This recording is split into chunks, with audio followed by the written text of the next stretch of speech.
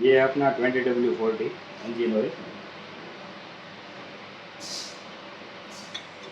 आज का एक्सपेरिमेंट ये है कि बारिश में जो मैकेनिक्स की कंप्लेंट होती है तो भाई ऑयल में से कलर उसका सीमेंट जैसा हो जा रहा है, तो उसका एक ही रीज़न है कि पानी, जैसे आपने देखा कि साइड में से मैंने ऐसे करके 2 बूंद पानी डाला, तो पानी डालने के बाद का कलर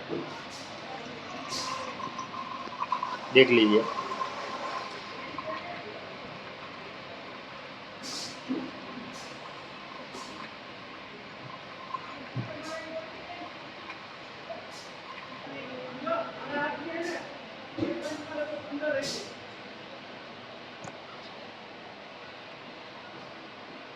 अभी इसको बंद करके हम देखेंगे कैसा कलर हुआ।